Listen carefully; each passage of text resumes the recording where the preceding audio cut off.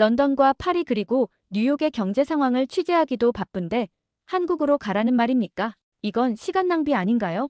이랬던 제가 지금 이 이야기를 시작하는 이유는 한 고정관념에 사로잡힌 서구 언론인이 어떻게 완전히 다른 시각을 가지게 되었는지 그 놀라운 변화의 과정을 여러분과 나누고 싶어서입니다. 이제부터 제가 경험한 믿을 수 없는 이야기를 들려드리도록 하겠습니다. 안녕하세요. 저는 코펜하겐 포스트 신문사에서 비즈니스 전문 기자로 일하고 있는 캐슬린 뒤부아입니다. 20년이라는 세월 동안 유럽과 미국의 경제를 취재해왔지만 단 한 번도 아시아에 발을 디딘 적이 없었습니다. 오늘 여러분께 제가 처음으로 한국을 방문하게 된 특별한 이야기를 들려드리고 싶습니다. 저는 그동안 코펜하겐과 런던, 뉴욕을 오가며 수많은 글로벌 기업들의 성공과 실패를 취재해왔고 제 기사는 늘 높은 평가를 받아왔습니다. 특히 스타트업 분야에서는 제가 쓴 기사가 곧 업계의 표준이 된다는 평가를 받을 정도였습니다. 하지만 아시아, 특히 한국은 제게 있어 완전한 미지의 영역이었습니다. 어느 날 편집장 제레미가 저를 사무실로 불렀습니다. 캐슬린, 이번에는 한국을 취재해보면 어떻겠나? 그 순간 저는 커피를 마시다 말고 그를 빤히 쳐다보았습니다. 한국이라니요. 제가 한 번도 발을 디뎌본 적 없는 그곳을요. 최근 유럽 기업들이 한국 기업들과 활발하게 협력하고 있어. 특히 IT와 자동차 산업에서 말이야. 자네처럼 날카로운 시각을 가진 기자가 가서 현장을 취재해줬으면 하네. 편집장의 말에 저는 즉시 고개를 저었습니다. 죄송하지만 저는 관심 없습니다. K-팝이나 드라마 같은 대중문화는 잘 나가는 모양이지만 비즈니스 측면에서 규모로 보나 사업성으로 보나 중국이나 일본만 못할 겁니다. 게다가 언어도 통하지 않을 텐데요. 제 대답은 단호했습니다. 하지만 편집장은 쉽게 물러서지 않았습니다. 그는 책상 서랍에서 두꺼운 자료집을 꺼내 제게 건넸습니다. 이건 최근 5년간 한국 기업들의 유럽 진출 현황과 기술 혁신 사례를 정리한 자료야. 한번 검토해보게. 집으로 돌아와 자료를 펼쳐본 저는 깜짝 놀랐습니다. 전기차 배터리, 반도체, 스마트폰 등 첨단 기술 분야에서 한국 기업들이 이룬 성과가 놀라웠기 때문입니다. 하지만 여전히 마음 한구석에는 의구심이 자리 잡고 있었습니다. 다음 날 아침, 저는 평소처럼 카페에서 아침 식사를 하며 뉴스를 확인했습니다. 그런데 우연히 눈에 띈 기사가 있었습니다. 덴마크의 대표적인 전자회사인 뱅앤올룹슨이 한국 기업과 대규모 기술 협력을 체결했다는 내용이었습니다. 그제서야 편집장의 제안이 단순한 호기심이 아니었음을 깨달았습니다. 일주일간의 고민 끝에 저는 마침내 한국 취재를 수락했습니다. 하지만 내심 걱정이 되었습니다. 아시아는 저에게 미지의 영역이었고 특히 한국은 더욱 그랬습니다. 인터넷으로 한국에 대해 검색해 보았지만 대부분의 정보가 관광이나 문화 콘텐츠에 관한 것뿐이었습니다. 출발 전날 밤, 저는 코펜하겐에 있는 제 아파트의 서재에서 노트북을 펼쳐놓고 한국에 대한 제 선입견을 정리해 보았습니다. 과거에는 매우 가난했던 나라, 일본과 중국 사이에 끼인 작은 나라, 젊은이들은 K-팝에만 관심이 있는 나라. 이런 편견들이 제 머릿속을 가득 채우고 있었습니다. 20년 동안 쌓아온 저널리스트로서의 경험이 이번에도 틀리지 않을 거라고 확신했지만 한편으로는 이런 부정적인 생각들이 과연 옳은 것인지 의문이 들기도 했습니다. 창밖으로 보이는 인어공주상을 바라보며 저는 이번 취재가 어쩌면 제 커리어에서 가장 도전적인 과제가 될 수도 있겠다는 생각이 들었습니다. 가방을 꾸리면서도 계속해서 망설였습니다. 샤넬 정장 2벌과 생로랑의 캐주얼 의상 몇 벌을 챙기고 노트북과 라이카 카메라도 넣었습니다. 3주간의 일정이 예정되어 있었지만 솔직히 2주면 충분할 것 같았습니다. 어차피 깊이 있는 취재가 가능할 것 같지 않았기 때문입니다. 다음 날 아침, 제 단골 카페인 라케의 후세에서 마지막 에스프레소를 마시며 취재 계획을 다시 한번 검토했습니다. 삼성, 현대, LG 같은 대기업들의 방문 일정이 잡혀 있었고 스타트업 생태계도 살펴볼 예정이었습니다. 하지만 솔직히 말해서 이번 취재가 특별할 거라는 기대는 전혀 하지 않았습니다. 공항으로 향하는 택시 안에서 저는 지난 20년간의 제 커리어를 돌아보았습니다. 실리콘밸리의 혁신 기업들, 런던 시티의 금융사들, 독일 자동차 산업의 현장, 그 모든 곳을 취재하면서 저는 늘 냉철한 시각을 유지해왔습니다. 이번에도 마찬가지일 거라고 생각했습니다. 공항에 도착해 체크인을 하면서도 여전히 마음이 무거웠습니다. 대한항공 카운터에서 수화물을 붙이는 동안 주변의 한국인 승객들을 관찰했습니다. 그들은 대부분 에르메스나 루이비통 같은 명품을 착용하고 있었고 영어로 직원들과 능숙하게 대화를 나누고 있었습니다. 이건 제가 예상했던 모습과는 조금 달랐습니다. 출국장으로 향하는 동안 저는 계속해서 자문했습니다. 과연 이 취재가 의미가 있을까? 한국에서 어떤 특별한 기사거리를 찾을 수 있을까? 제 머릿속에는 여전히 의구심이 가득했습니다. 아마도 이번 취재는 지루하고 평범한 것이 될 거야. 하지만 이제 와서 생각해보면 그때의 제 생각이 얼마나 잘못되었는지 깨닫게 됩니다. 그날 제가 탑승한 비행기는 단순한 운송수단이 아니었습니다. 그것은 제 인생을 완전히 바꿔놓을 운명의 여정이었습니다. 저는 공항 VIP 라운지에서 출발 시간을 기다리고 있었습니다. 평소처럼 노트북으로 기사를 다듬고 있었는데 제 옆자리에서 한 노부부가 조용히 이야기를 나누는 소리가 들렸습니다. 처음에는 신경 쓰지 않으려 했지만 그분들의 표정이 몹시 난처해 보여서 자연스레 귀를 기울이게 되었습니다. 알고 보니 그분들은 한국의 중견기업 회장님 부부셨습니다. 두 분이 항공사 직원과 영어로 대화하는데 어려움을 겪고 계셨습니다. 수화물이 경유지 어느 구간에서 분실되었다는 연락을 받으셨는데 정확한 상황 파악이 어려우신 듯 했습니다. 순간 저는 망설였습니다. 제가 도와드려야 할까? 아니면 그냥 모른 척해야 할까? 하지만 자리에서 일어나 두 분께 다가갔습니다. 제가 도와드릴까요? 라고 영어로 말씀드렸더니 두 분 다 안도의 표정을 지으셨습니다. 30분 정도 항공사와 통화하며 상황을 파악했고 다행히 수화물은 이미 발견되어 다음 항공편으로 도착할 예정이라는 것을 확인했습니다. 그 과정에서 회장님 부부와 자연스럽게 대화를 나누게 되었고 제가 한국의 회사를 취재하러 가는 기자라는 사실도 알게 되었습니다. 놀랍게도 회장님은 제 기사를 알고 계셨습니다. 특히 유럽의 스타트업 생태계에 대해 쓴 시리즈 기사를 인상 깊게 보셨다고 하셨습니다. 캐슬린 기자님의 글은 늘 날카롭고 정확하더군요. 이번에 한국 회사를 취재하러 오신다니 영광입니다. 그렇게 시작된 대화는 비행기 탑승 시간이 될 때까지 이어졌습니다. 회장님 부부는 덴마크 문화를 무척 사랑하시는 분들이었습니다.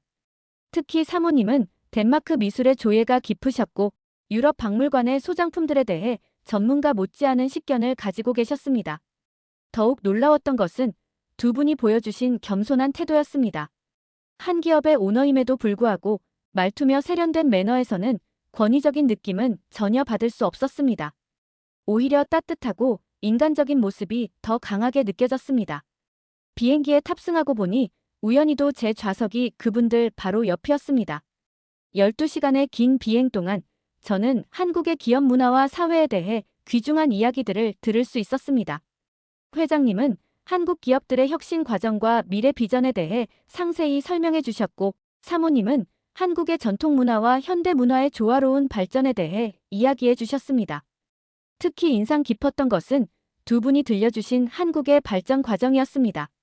전쟁의 폐허에서 일어나 세계적인 기술 강국으로 성장하기까지의 여정은 제가 알고 있던 것보다 훨씬 더 드라마틱했습니다. 우리는 자원도 자본도 없었습니다.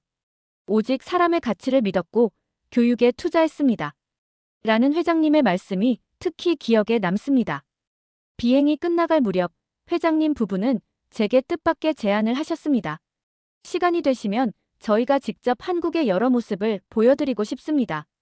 전통시장도 가보고 실리콘밸리에 버금가는 판교의 스타트업 단지도 둘러보시죠. 그 순간 저는 제 여정이 단순한 취재를 넘어서 무언가 특별한 것이 될 거라는 예감이 들었습니다. 이 우연한 만남이 제 시각을 완전히 바꿔놓을 계기가 될 줄은 그때까지만 해도 상상하지 못했습니다. 이제 와서 돌아보면 그날의 우연한 만남은 결코 우연이 아니었던 것 같습니다. 그것은 제가 한국을 진정으로 이해하게 될 운명적인 시작점이었습니다. 이후의 놀라운 경험들은 모두 이 특별한 만남에서 시작되었다고 해도 과언이 아닐 것입니다. 인천국제공항에 첫 발을 내딛는 순간 저는 제가 알던 아시아와는 전혀 다른 광경을 마주하게 되었습니다. 초현대식 건물의 웅장한 규모와 세련된 디자인, 그리고 완벽하게 정돈된 시설들은 코펜하겐 공항과 비교해도 전혀 뒤처지지 않았습니다. 입국장으로 향하는 동안 저는 계속해서 주변을 둘러보았습니다. 모든 안내 표지판이 한국어와 영어는 물론 중국어, 일본어로도 명확하게 표시되어 있었고 길 안내 로봇이 자유롭게 돌아다니며 승객들을 도와주고 있었습니다. 이런 모습은 제가 상상했던 아시아의 작은 나라의 모습과는 판이하게 달랐습니다. 입국 심사대에서도 놀라움은 계속되었습니다. 심사관은 유창한 영어로 저를 맞이했고 생체인식 시스템을 통한 신속한 심사가 이루어졌습니다. 코펜하겐에서 만난 회장님 부부의 비서가 맞이하러 나와 있었고 그녀의 유창한 영어는 저와의 대화를 더욱 자연스럽게 해주었습니다. 공항에서 서울 시내로 향하는 길은 또 다른 충격의 연속이었습니다. 고속도로는 깨끗하게 정비되어 있었고 양쪽으로 늘어선 고층 빌딩들은 마치 미래 도시를 연상케 했습니다. 특히 인상적이었던 것은 도로 위의 전광판들이 실시간으로 교통정보를 제공하는 시스템이었습니다. 호텔에 도착한 후 저는 잠시 휴식을 취하며 노트북을 켰습니다.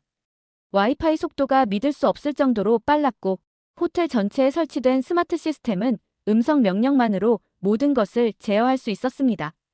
덴마크의 최고급 호텔들도 이 정도의 시스템은 갖추지 못했다는 사실이 놀라웠습니다. 다음 날 아침, 첫 공식 일정은 시청 근처에 있는 기업 본사 방문이었습니다. 건물에 들어서는 순간 저는 또 한 번 놀라지 않을 수 없었습니다. 로비에는 대형 올레드 디스플레이가 설치되어 있었고 직원들은 모두 세련된 정장 차림으로 활기차게 움직이고 있었습니다. 회의실에서 만난 임원진들은 모두 해외 유수의 대학을 졸업한 전문가들이었습니다. 그들은 유럽 시장에 대한 깊은 이해를 바탕으로 자사의 기술력과 미래 전략을 설득력 있게 설명했습니다. 특히 인상적이었던 것은 환경과 지속 가능성에 대한 그들의 진지한 고민이었습니다. 점심시간에는 회사 구내식당을 이용했는데 이건 역시 놀라운 경험이었습니다. 덴마크의 기업 구내식당과는 비교할 수 없을 정도로 다양한 메뉴와 깨끗한 시설을 갖추고 있었고 직원들의 건강을 고려한 영양사의 세심한 관리가 눈에 띄었습니다. 오후에는 회사의 연구개발센터를 방문했습니다. 그곳에서 목격한 첨단 기술과 연구원들의 열정은 제가 가진 또 하나의 편견을 깨뜨렸습니다. 아시아의 기업들은 단순히 서구의 기술을 모방한다는 선입견이 완전히 잘못되었다는 것을 깨달았습니다. 그날 저녁 호텔로 돌아와 제 노트북에 그날의 경험을 정리하면서 저는 제가 얼마나 한국에 대해 무지했는지를 깊이 반성하게 되었습니다. 단 하루 만에 제가 가졌던 수많은 편견들이 하나둘씩 무너져 내렸고 이곳에서의 취재가 제 커리어에서 가장 중요한 전환점이 될 수도 있겠다는 생각이 들었습니다. 한국의 첫 인상은 제게 충격 그 자체였습니다. 이것은 단순한 기술의 발전이나 경제적 성장을 넘어선 무언가였습니다. 그것은 인류의 미래가 어떤 모습일지를 미리 보여주는 것 같았습니다. 그리고 이것은 제가 경험하게 될 수많은 놀라운 순간들의 시작에 불과했다는 것을 그때는 알지 못했습니다.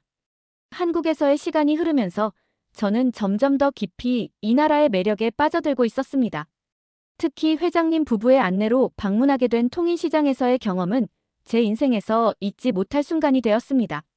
처음 시장 입구에 들어섰을 때는 약간 주저했습니다. 코펜하겐의 정돈된 마르세와는 전혀 다른 분위기였기 때문입니다. 좁은 골목마다 가득 들어찬 상점들, 활기찬 상인들의 목소리, 그리고 온갖 음식 냄새가 뒤섞여 있었습니다.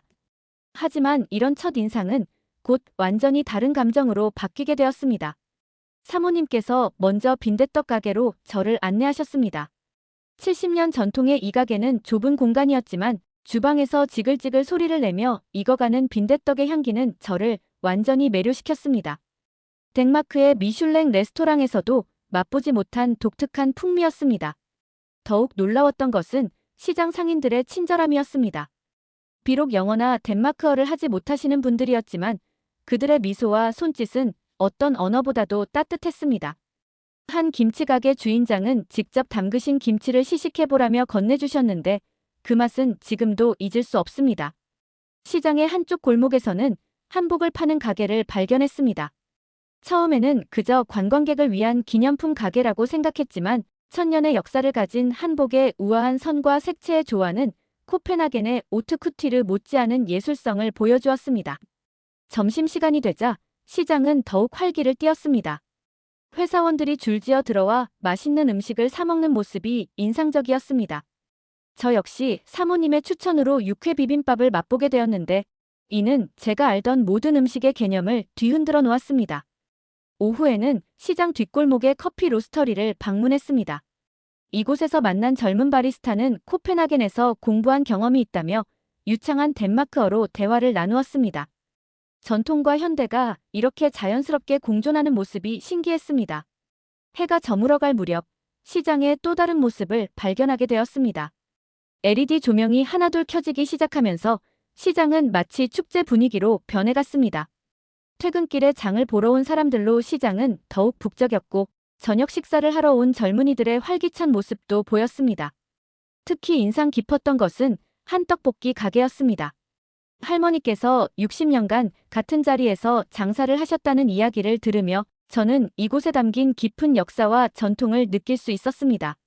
매운맛에 처음에는 당황했지만 이내 그 독특한 맛에 푹 빠지고 말았습니다. 시장을 나서면서 저는 제가 오늘 단순한 시장 방문이 아닌 한국의 살아있는 문화를 경험했다는 것을 깨달았습니다. 이곳은 단순히 물건을 사고 파는 공간이 아닌 사람들의 삶과 이야기가 켜켜이 쌓인 살아있는 박물관 같았습니다. 호텔로 돌아와 그날의 사진들을 정리하면서 저는 통인시장에서 보고 느낀 것들이 제가 써야 할 기사의 중요한 부분이 될 것이라고 확신했습니다. 한국의 진정한 모습은 첨단 기술이나 화려한 빌딩이 아닌 이런 전통시장 속에 숨쉬고 있었기 때문입니다. 마지막으로 한 가지 특별한 순간을 언급하고 싶습니다.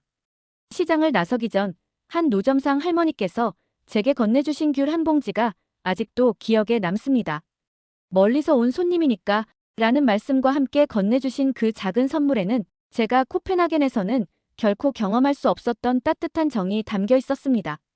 3주간의 한국 취재를 마무리하고 코펜하겐로 돌아가는 날, 저는 예상치 못한 놀라운 경험을 하게 되었습니다. 그것은 마치 동화와 같은 이야기였고 지금도 그 순간을 떠올리면 가슴이 벅차오릅니다.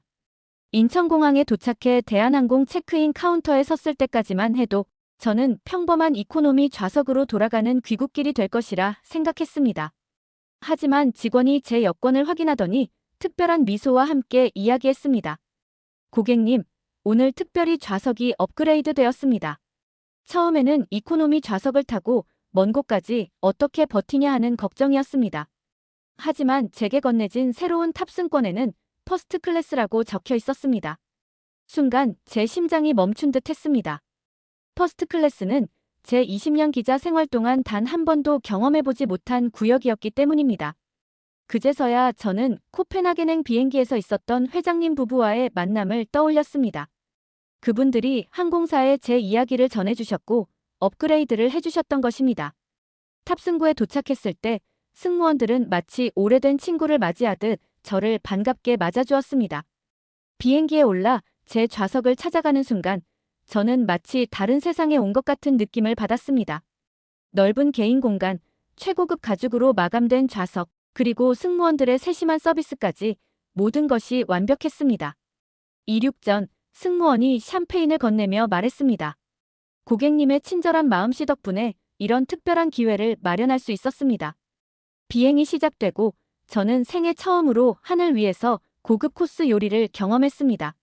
미슐랭 스타 셰프가 직접 디자인한 듯한 메뉴, 고급 와인, 그리고 완벽한 서비스는 마치 코펜하겐의 최고급 레스토랑에 온 것 같은 착각을 불러일으켰습니다.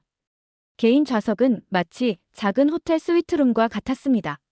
180도로 눕는 침대, 고급스러운 침구류, 개인용 옷장까지 갖추어져 있었습니다. 승무원들은 마치 제가 VIP인 것처럼 세심하게 배려해 주었고 모든 요청에 즉각적으로 응답해 주었습니다. 이런 디테일한 부분까지 신경 쓴 항공사의 서비스 정신에 감동을 받았습니다. 12시간의 비행 동안 저는 마치 구름 위에 궁전에 있는 것 같은 느낌을 받았습니다. 한국에서의 3주간의 경험도 놀라웠지만 귀국길의 특별한 대우는 그 모든 경험의 완벽한 마무리가 되어주었습니다. 비행이 끝나갈 무렵 수석 승무원이 저에게 다가와 작은 선물을 전해주었습니다. 그것은 퍼스트 클래스 전용 파자마와 어메니티 키트였습니다. 다음에 또 뵙기를 기대하겠습니다라는 그의 말에는 진심이 담겨 있었습니다. 코펜하겐에 도착했을 때 저는 이 모든 것이 꿈이 아니었음을 실감했습니다. 특별 입국장으로 안내되어 수속을 마치고 VIP 전용 출구를 통해 공항을 빠져나왔습니다. 택시를 기다리며 하늘을 올려다보았을 때 작은 친절이 이렇게 큰 보답으로 돌아올 수 있다는 사실에 새삼 감동을 받았습니다. 이 경험은 제게 단순한 항공 서비스 이상의 의미가 있었습니다. 그것은 한국이라는 나라가 보여준 배려와 감사의 정신이 얼마나 특별한 것인지를 깨닫게 해준 소중한 순간이었습니다. 이제 저는 코펜하겐의 제 사무실에서 이 이야기를 기사로 쓰며 그날의 감동을 다시 한번 되새기고 있습니다. 코펜하겐로 돌아온 지 일주일이 지난 지금, 저는 제 사무실 창밖으로 보이는 티볼리 공원을 바라보며 한국에서의 모든 순간들을 다시 한번 되새겨보고 있습니다. 제 책상 위에는 한국에서 가져온 작은 기념품들이 놓여 있습니다. 통인시장에서 받은 손수건, 회장님 부부가 선물해주신 전통 도자기, 그리고 퍼스트 클래스의 고급스러운 어메니티 키트까지 이 모든 것들이 제게는 특별한 추억이 되었습니다. 편집장 제레미는 제가 작성한 한국 특집 기사를 읽고 놀라움을 감추지 못했습니다. 캐슬린, 당신이 이렇게 열정적으로 쓴 기사는 처음 봅니다. 이건 단순한 비즈니스 리포트가 아니라 마치 한 나라의 혼을 담아낸 것 같군요. 그의 말에 저는 미소를 지을 수밖에 없었습니다. 특집 기사는 예상을 뛰어넘는 반향을 일으켰습니다. 덴마크 내 여러 언론사에서 인터뷰 요청이 쇄도했고 유럽의 주요 경제지들도 제 기사를 인용하기 시작했습니다. 특히 한국 기업들의 혁신적인 기술력과 글로벌 전략에 대한 부분은 많은 비즈니스 리더들의 관심을 끌었습니다. 이제 저는 매주 목요일 저녁 코펜하겐 16구의 한 식당을 찾아갑니다. 처음에는 낯설었던 김치와 된장찌개의 맛이 이제는 제게 특별한 위로가 되었습니다. 레스토랑 주인인 박 여사님은 제가 쓴 기사를 한국어로 번역해서 매장 벽에 걸어두셨고 저를 위해 항상 특별한 반찬을 하나 더 준비해 주십니다. 사무실 동료들도 변화를 눈치챘습니다. 예전에는 미국과 유럽의 비즈니스 뉴스만 찾아보던 제가 이제는 매일 아침 한국의 경제 뉴스를 확인합니다. 심지어 한국어 공부도 시작했습니다. 매주 토요일 오전 코펜하겐 한국문화원에서 진행되는 한국어 강좌의 수강생이 된 것입니다. 회장님 부부와는 여전히 연락을 주고받고 있습니다. 지난주에는 영상통화로 환담을 나누었는데 그분들은 제 기사가 한국의 여러 매체에서도 다뤄지고 있다고 알려주셨습니다. 캐슬린 씨가 보여준 한국에 대한 진정성 있는 시각이 많은 사람들의 마음을 움직였다는 말씀에 가슴이 뭉클해졌습니다. 가장 큰 변화는 제 자신의 시각입니다. 이제는 뉴스를 대할 때도 새로운 문화를 접할 때도 한 걸음 물러서서 깊이 있게 바라보려 노력합니다. 편견이란 것이 얼마나 우리의 시야를 좁게 만드는지 한국에서의 경험이 제게 가르쳐준 가장 큰 교훈입니다. 특히 기쁜 소식은 얼마 전 편집장이 제안한 새로운 프로젝트입니다. 한국의 스타트업 생태계에 대한 심층 취재를 위해 6개월간 서울에 머물며 특파원으로 활동하게 된 것입니다.